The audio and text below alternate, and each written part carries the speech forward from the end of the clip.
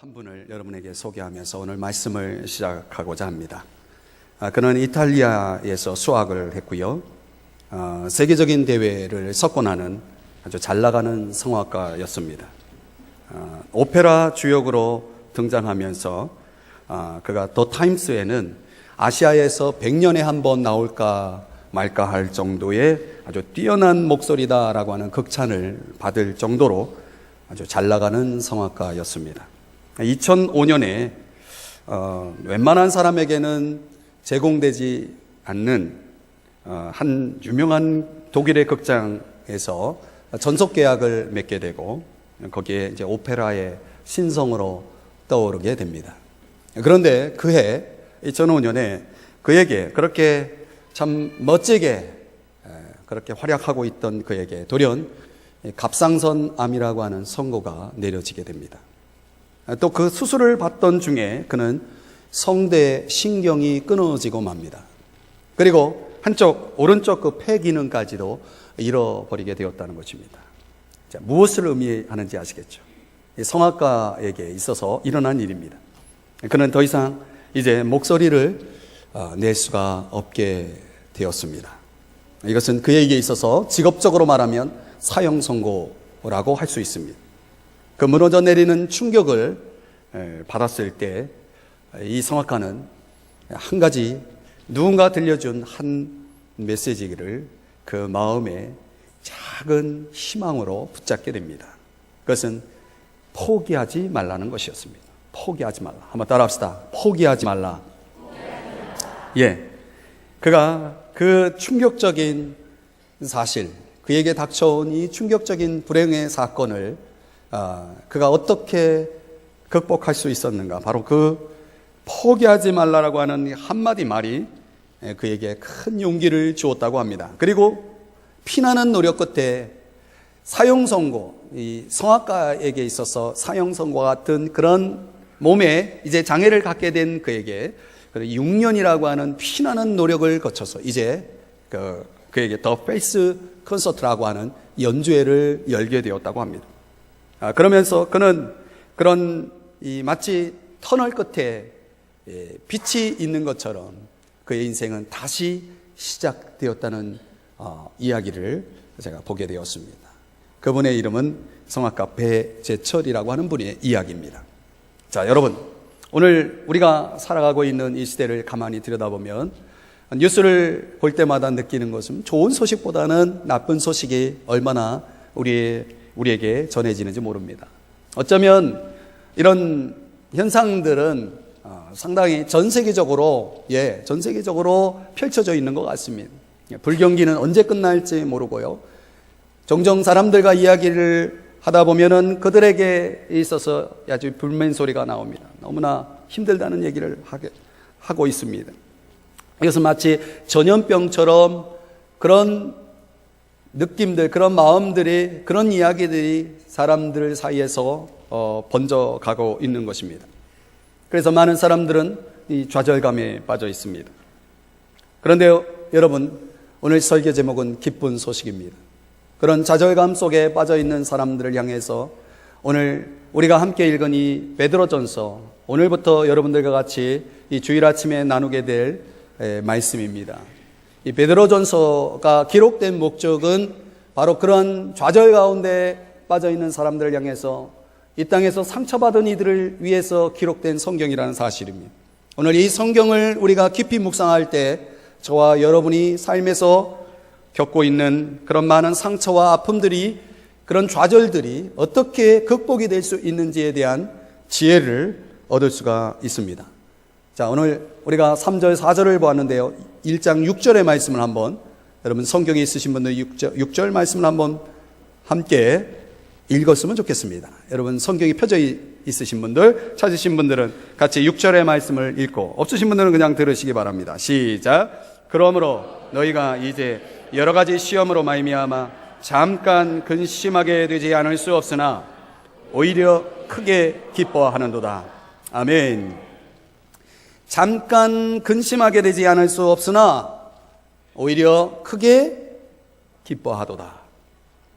당시 이 베드로전서 이 편지를 받아 보게 되는 이 교회의 상태가 어떤 상태였냐. 오늘 이 본문 그대로입니다. 여러 가지 시험을 당하고 있었다는 것입니다. 그런데 그 시험의 구체적인 내용은 상당히 극복하기 어려운 시험이었다는 것입니다. 사자에게 던져져 죽임을 당하고, 어떤 사람은 불에 태워져서 화형을 당하기도 하고, 어떤 사람은 감옥에 들어가서 고문을 당해가지고 그 고통 속에 견뎌야만 했고, 어떤 사람은 십자가라고 하는 형틀에서 거꾸로 매달려서 죽기까지 하는 그런 여러 가지 다양한 시험들이 그들에게 찾아왔던 것입니다. 그런데 오늘 우리에게는 이런 시험은 없습니다. 그렇죠? 그러나 저는 현대인들에게 있어서, 특별히 현대 그리스도인들이 겪는 시험이라고 하는 것은 그 당시 그들이 겪었던 시험보다는 아주 더 복잡하고 다양한 시험들이 찾아온다는 것입니다. 결론은 뭐냐면 모두가 이런저런 시험으로 인해서 좌절을 겪게 된다는 것입니다. 그래서 오늘 성경은 그런 좌절에 빠진 사람들을 향해서 놀라운 기쁜 소식을 세 가지 전해주고 있습니다. 그것이 무엇일까요? 첫째로는 사랑이라는 단어로 설명할 수 있습니다. 사랑입니다. 한번 따라합시다. 사랑. 사랑. 그 사랑 누가 말했나요? 예. 무엇을 말씀합니까? 이 사랑이라는 단어가 무엇을 우리에게 전해주고 있습니까? 하나님이 누가요? 하나님이 저와 여러분을 사랑하고 계시다는 것입니다. 이게 무슨 얘기예요? 자, 2절 말씀을 한번 보실까요? 2절 말씀에 보면 중반부에 그런 말씀이 나옵니다. 택하심을 받은 자들에게 편지하노니. 여기 택하심을 받은이라고 하는 단어를 주목해 보시기 바랍니다.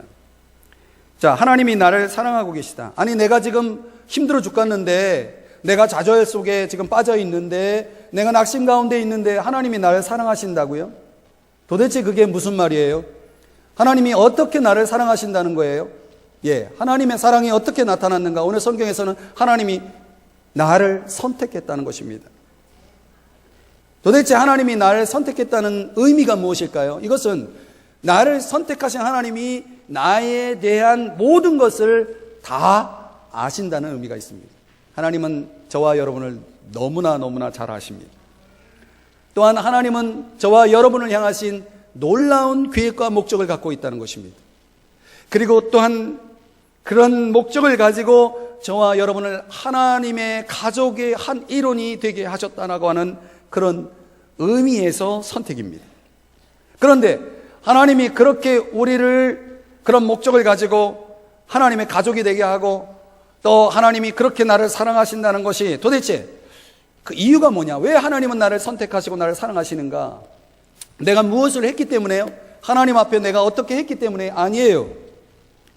하나님이 누구시냐, 하나님이 어떤 분이시냐에 근거해서 하나님이 나를 선택했다는 것입니다. 하나님은 어떤 분이십니까? 하나님은 사랑이십니다. 한번 따라합시다. 하나님은 사랑이시다. 여러분 믿든지 안 믿든지 하나님은 사랑이십니다. 하나님 그 자체가 사랑이십니다.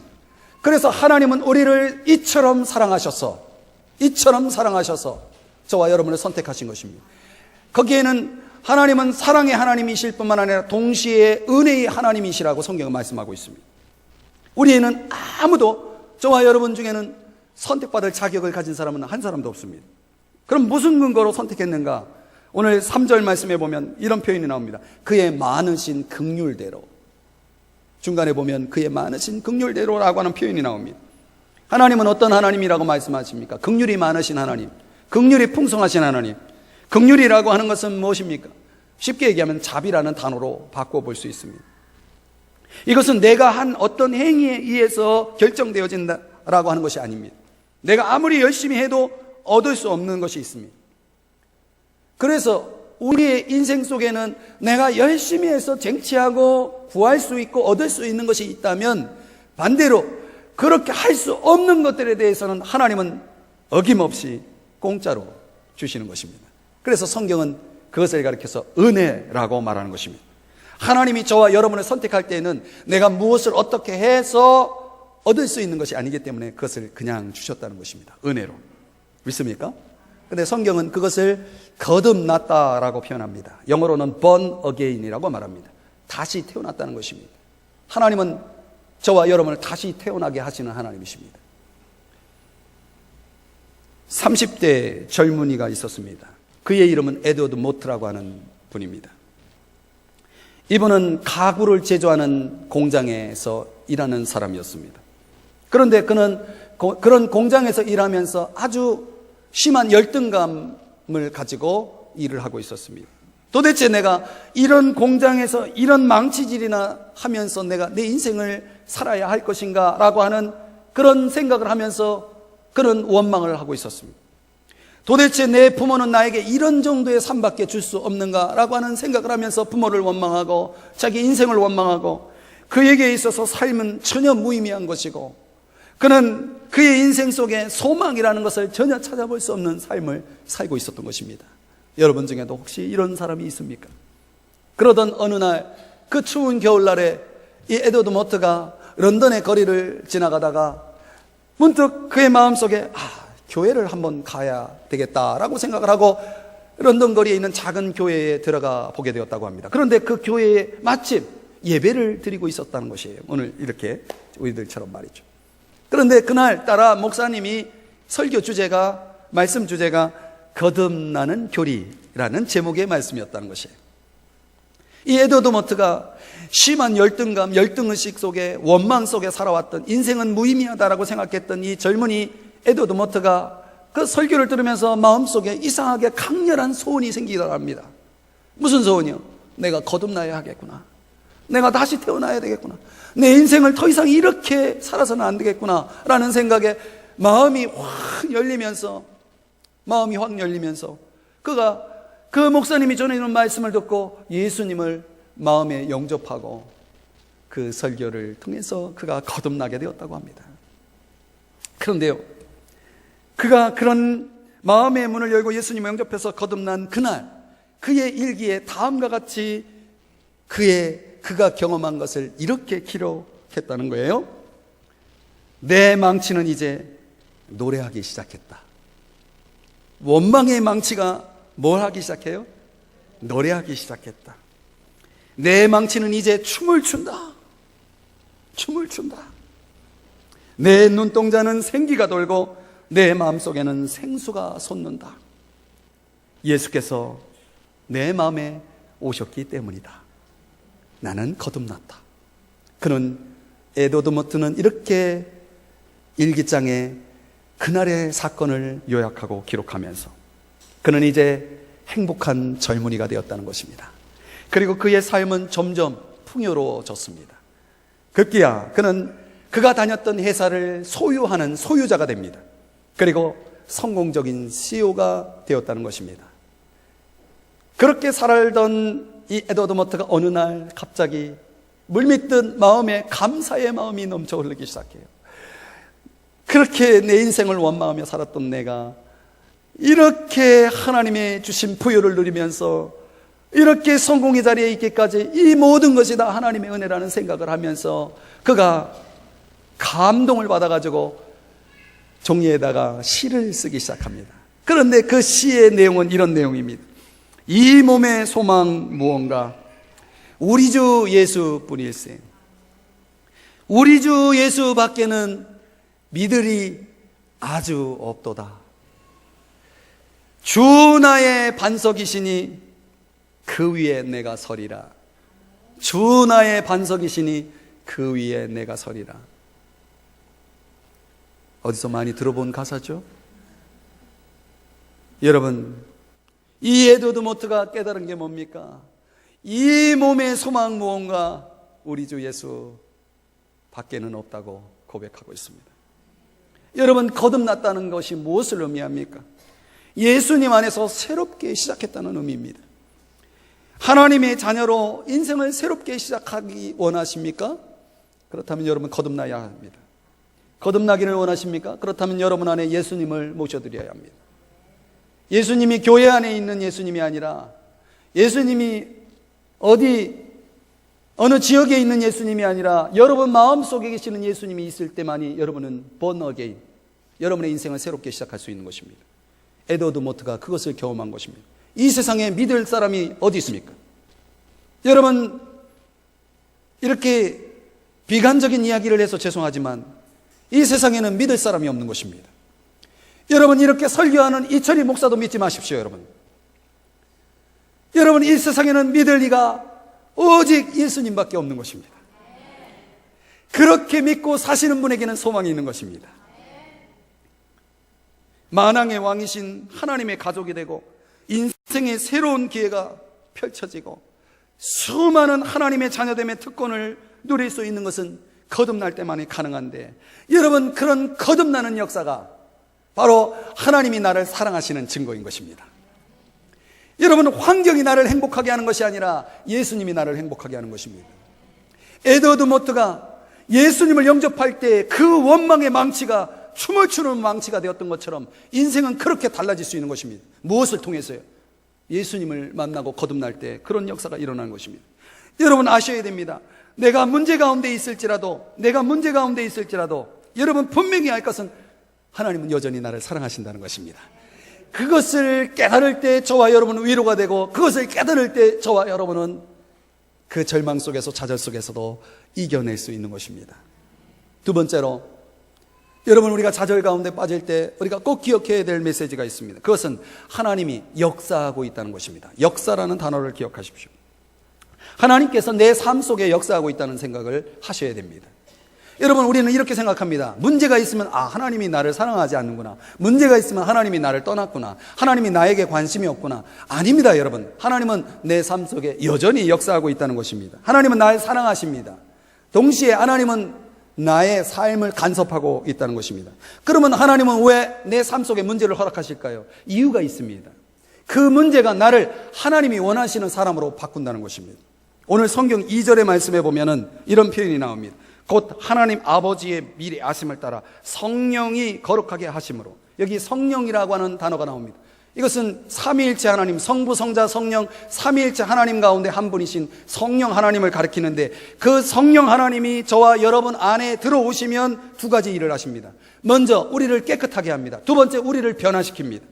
내가 느끼지 못할 때 여전히 하나님이 내 삶 속에 함께 하셔서 나를 뭐하게 하십니까? 나를 깨끗하게 합니다. 나를 변화시킵니다. 어떻게 해요? 하나님이 원하시는 사람으로 변화시키는 것입니다. 여러분, 예수를 제대로 믿으면 인생이 바뀌게 되어 있습니다. 성품이 바뀌게 되어 있습니다. 저도 마찬가지입니다. 저도 아주 다혈질이고 아주 못된 성격을 가진 사람이었습니다. 지금도 못된 부분이 있지만 그렇다고 이상하게 보지 마십시오. 많이 좋아졌어요. 여러분, 하나님이 그렇게 하셨다는 거예요. 성령 하나님이 내 안에 들어오셔서 저를 그렇게 바꿔주신 것입니다. 하나님이 내 삶에 역사하시면, 내 삶을 간섭하면 적어도 두 가지 유익이 있습니다. 첫 번째는 우리가 부유해집니다. 여러분, 사람이 부유해진다는 것을 이상하게 생각하면, 물질적으로만 차원에만 생각하는데, 여러분, 부유해진다는 것은 그런 의미가 아닙니다. 우리가 쉽게 얘기하면 축복을 받았다는 것이 무슨 의미입니까? 축복을 받았다는 것은 내가 마땅히 가지고 있어야 할 것을 가지고 있는 것이 아닙니다. 그것은 축복이 아닙니다. 여러분, 가지고 있는 것을 가지고 있다고 사람이 행복한 것이 아닙니다.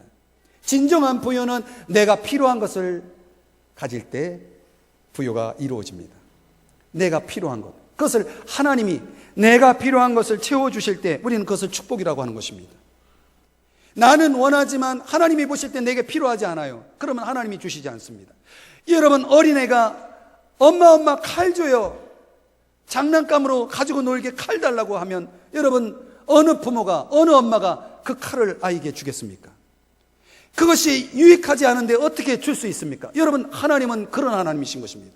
하나님이 저와 여러분에게 필요하면 하나님은 주십니다. 그런데 그것이 필요 없다고 생각할 때는 하나님은 사랑이시기 때문에 주지 않는 것입니다. 그것이 축복인 것입니다. 부요라고 하는 것은 하나님의 축복 속에 있을 때 부요한 삶이 이루어진 것입니다. 그것을 우리는 은혜라고 말하는 것입니다. 또 하나님이 내 삶에 역사하시면 우리는 자유한 삶을 살게 되는 것입니다. 어디서 자유할 수 있습니까? 모든 염려와 두려움에서 자유할 수 있는 것입니다. 성경은 그것을 평안이라고 말합니다. 여러분, 평안하십니까? 평안하십니까? 얼굴 표정은 평안하지 않은 것 같습니다. 여러분, 사람이 평안하면 얼굴에 다 나타나 있습니다. 지금 내가 당하는 고난이 너무 커서 사람들은 말합니다. 난 도저히 이해할 수가 없어. 이해하지 마십시오. 이해할 수도 없습니다. 그런데 여러분 아십니까? 하나님은 이해하신다는 사실. 여러분, 내가 겪고 있는 것을 나는 이해할 수 없어도 하나님은 다 이해하신다라고 말씀하고 있는 것입니다. 내가 지금 당하고 있는 상황이 나는 희망이 없다라고 말씀할지 모르지만, 그렇게 말할지 모르지만, 여러분, 아닙니다. 하나님이 내 편이 되시면 희망이 있는 것입니다. 왜냐하면 하나님은 살아계시기 때문에 그렇습니다. 하나님이 살아계시기 때문에 하나님을 믿으면 내가 가지고 있는 희망은 죽은 희망이 아니라 살아있는 희망이 되는 것입니다. 예수님은 죽음을 이기시고 부활하셨다는 사실을 기억하십시오. 여러분, 그렇기 때문에 우리가 무슨 일을 당해도 하나님은 여전히 나를 사랑하시고 나를 도우신다는 사실을 여러분 믿으셔야 합니다. 그러면 우리는 생각합니다. 하나님, 내 삶에 어떻게 역사하고 있다는 말인가? 오늘 중요한 단어 하나가 7절 말씀에 있습니다. 여러분, 성경이 있으면 7절 보십시오. 거기에 연단이라고 하는 단어가 나옵니다. 연단. 이 연단은, 여러분, 담배 피우시는 분은 은단을 갑자기 생각할지 모르지만, 이 은단 비슷하기 때문에 헷갈리지 마십시오. 연단입니다. 연단. 연단이라고 하는 이 단어가 굉장히 중요한 단어입니다. 여러분, 금을 연단한다고 말합니다. 금을 어디에다 연단합니까? 용광로에다 집어넣어가지고 연단을 합니다. 뜨거운 강렬한 열에 의해서 그 금이 어떻게 됩니까? 불순물이 제거되면서 순수한 금이 되어집니다. 그런데 하나님은 저와 여러분의 믿음을 그렇게 연단하신다는 것입니다. 우리의 믿음이 진짜 믿음인지, 거기에 불순물이 들어있는지, 진짜 믿음인지, 가짜 믿음인지, 적당한 믿음인지, 그 믿음을 연단하신다는 것입니다. 무엇을 통해서요? 열을 통해서. 그 열은 우리의 삶에 있어서 일종의 스트레스라고 할 수 있습니다. 압박이라고 할 수 있습니다. 사람들이 살아가면서 압박을 느낍니다. 왜 이렇게 힘들어? 왜 이렇게 힘들어? 왜 이렇게 힘들어? 힘들어 라고 말하는 그 압박이 바로 여러분의 믿음을 뭐하고 있습니까? 연단하고 있다는 것입니다. 우리가 살면서 느끼는 이 압박이라고 하는 것이 지금 하나님이 저와 여러분의 믿음을 연단하고 있는 것이라고 생각할 때, 오늘 우리는 그 좌절에서 벗어날 수 있는 것입니다. 고린도후서 4장 17절에 이런 말씀이 나옵니다. 우리가 잠시 받는 환난이 경한 것이 지극히 크고 영원한 영광에 중한 것을 우리에게 이루게 함이니. 여러분, 여기 대조되는 두 단어를 생각해 보십시오. 잠시 받는 환난, 영원한 영광. 우리가 지금 문제를 안고 있다면 그 문제는 어느 정도의 문제입니까? 잠시 받는 문제입니다. 그런데 여러분, 하나님은 그 잠시 받는 문제를 통해서 우리가 영원히 누리게 될 복을 준비하고 있다는 것입니다. 이럴 때는 아멘을 좀 크게 하셔야 좀 믿음의 역사가 나타나죠. 여러분은 참 눈치도 코치도 없으세요. 하여튼 아멘 한다고 돈 들어요. 제가 부흥사 이런 쪽하고는 상관이 없는 사람이라서 여러분들이 훈련이 안 돼서 그런데 참 답답하네. 여러분, 사람들이 때때로 기대하지 않았던 문제들이 일어나면 이렇게 말합니다. 하나님, 왜 나를 이렇게 힘들게 해요? 여러분, 하나님이 여러분을 힘들게 하는 것을 즐기시는 분인지 알아요? 천만의 말씀이에요. 하나님은 여러분을 너무너무 아끼고 사랑하는 사람입니다. 여러분, 하나님이 왜 나에게 이런 일을 주셨는가 이렇게 의심하고 원망하고 이런 불평하는 질문이 아니라 우리가 물어야 할 질문은, 하나님 도대체 무슨 축복을 주시려고 나에게 이런 문제를 주셨는가, 이렇게 물어야 진짜 믿음을 가진 사람입니다. 여러분, 아셔야 됩니다. 우리에게 일어나는 어떤 일도 하나님은 다 아시고 그걸 통해서 하나님은 저와 여러분을 놀라운 계획을 이루신다는 사실이에요. 특별히 저와 여러분을 변화시키고 있다는 것입니다. 그 변화야말로 우리 삶에 진정한 유익과 축복을 가져온다는 것입니다. 세 번째로, 우리가 좌절 가운데 있을 때 기억해야 될 기쁜 소식은 하나님께서 우리에게 뭔가를 보장해 주셨다는 것입니다. 보장. 한번 따라합시다. 보장. 여러분, 하나님이 확실하게 보장해 주시는 것이 무엇입니까? 그것은 저와 여러분을 위한 영생입니다. 성경은요, 하나님이 우리를 위해서, 오늘 4절에도 말씀합니다. 우리를 위해서 하늘에 간직한 것이 있다라고 말합니다. 여러분, 땅에 간직한 것은 있다가도 없다가도 있다가도 이렇게 여러분 우리의 손에 쥐어진 것 같지만 아닙니다. 여러분, 내 것이 아닙니다. 언젠가는 그것은 떠나게 돼 있습니다. 여러분, 사람이 죽으면 쥐고 가는 게 아닙니다. 여러분, 우리는 가진 것이지만 그것은 잠시 갖고 있는 것일 뿐입니다. 영원한 것이 없는 것입니다. 그런데 하늘에 있는 것은 영원한 것이라고 말씀하고 있습니다. 그것은 영생입니다. 여러분, 영혼의 길이가 얼마나 될까요? 영혼의 길이가 얼마나 될까요? 여러분, 개미가 이게 몇 밀리예요? 여러분, 개미가 이 세상이라면 영원은 서울에서 부산 간 거리라고 할 수도 있어요. 아니, 서울에서 저 미국 간 거리라고 할 수가 있어요. 아니, 그것도 그냥 지구를 계속 도세요, 그냥. 그래도 끝이 없어요. 그게 영혼이에요. 그러면 여러분, 우리가 이 세상에 누리는 삶은 개미만한 길이의 그런 인생을 살면서 우리가 겪는 문제가 아무리 크다 하더라도 여러분, 우리가 영원의 삶을 누릴 때 우리가 누릴 수 있는 그 축복과는 비교가 될 수 있습니까? 없어요, 여러분. 영생의 가치는 그래서 어떤 가치로도 바꿀 수가 없는 그런 가치가 있는 것입니다. 그런데 기쁜 소식이 뭡니까? 그 영생을 우리 주님께서 보장해 주시겠다는 것입니다. 여러분, 믿는 나에게 무엇이 일어나든 간에 저와 여러분 영생을 잃어버릴 수 없다는 것입니다. 여러분이 이 땅에서 아무리 힘들고 어려워도 그것 때문에 여러분 고통을 겪고 있을지라도 여러분 안심하십시오. 여러분의 영생은 그 누구도 빼앗아갈 수 없다는 것입니다. 여러분, 그래서 오늘 본문에 보면은 하나님의 5절 말씀에 보면 하나님의 능력으로 보호하심을 받았다라는 표현이 나옵니다. 하나님이 예비하신 것은요, 하나님이 지키는 것입니다. 하나님이 주신 영생은 여러분이 지키는 게 아니라 하나님이 지키는 것입니다. 여러분, 그렇기 때문에 오늘 하나님이 저와 여러분이 참 예쁜 짓 하면, 예쁜 일을 하면 하나님이 막 더 위해 주시고 더 많이 보장해 주시고, 좀 잘못된 길 가면 하나님께서 그냥 내쳐버리시고, 이런 하나님이 아니시라는 거예요. 그래서 에베소 2장 8절 이하의 말씀에 보면 너희는 그 은혜에 의하여 믿음으로 말미암아 구원을 받았으니 이것이 너희에게서 난 것이 아니요 하나님의 선물이라. 하나님의 선물인 것입니다. 만일 여러분, 저와 여러분이 선행으로 구원을 받았다고 가정해 보십시오. 천국에 갔어요. 그럼 천국에는 어떤 사람들로 가득 찰까요? 자기 자랑하는 사람들로 가득 찰 겁니다. 천국에는 자기 자랑이 없습니다. 왜? 하나님의 선물로, 은혜로 구원받은 사람들이 모여있는 곳이기 때문에 그렇습니다. 어떤 사람들은 예수님을 영접하라 그러면, 예수님을 마음에 모셔드려야 된다 그러면 저는 못해요 라고 말합니다. 왜 못해요? 그러면 그 사람들은 내가 그렇게 예수님 영접해놓고 내가 제대로 하나님과 약속을 지키지 못하면 어떡합니까? 이렇게 말합니다. 어리석습니다. 여러분, 내가 하나님을 지키는 것이 아니라 하나님이 나를 지키는 것입니다. 여러분, 영접만 하면, 예수님을 여러분의 마음속에 모셔드리기만 하면 그 다음부터는 하나님이 책임져 주시는 것입니다. 물론 중간에 우리가 죄를 지을 수 있어요. 그러나 여러분, 그것이 끝은 아닙니다. 죄를 지었어도 우리는 하나님 앞에 죄 용서함을 받고 다시 시작할 수 있는 길이 열려 있습니다. 하나님은 끝까지 보장해 주시는 것입니다. 여러분, 보증기간이라는 것이 있습니다. 여러분이 갖고 있는 모든 물건에는 보증기간이 있습니다. 끝이 없습니다. 끝이 있습니다, 참.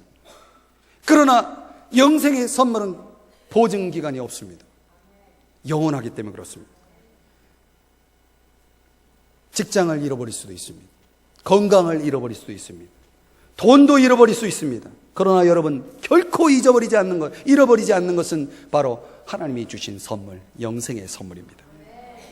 그러면 여러분, 내 삶에 무엇이 일어나든지 간에, 무슨 일이 일어나든지 간에 하나님이 주신 그 영생은 나의 미래고, 그 나의 미래는 확실하게 하나님이 보장해 주신다면, 그래서 성경은 뭐라고 말씀합니까? 걱정하지 말라고 말씀하고 있는 것입니다.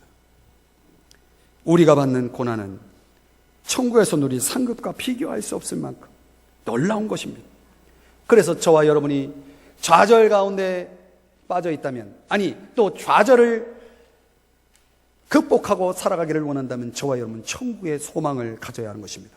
저와 여러분의 인생의 최종의 목적지는 바로 그것입니다. 그것을 잊지 말아야 하는 것입니다. 사랑하는 성도 여러분, 저는 이 말씀을 전하면서 저와 여러분에게 하나님의 이런 놀라운 기쁜 소식을 약속하고 있습니다. 그러면 묻습니다. 여러분에게 이런 소망이 있습니까? 이런 믿음이 있습니까? 문병란님의 시 하나를 여러분에게 읽어드립니다.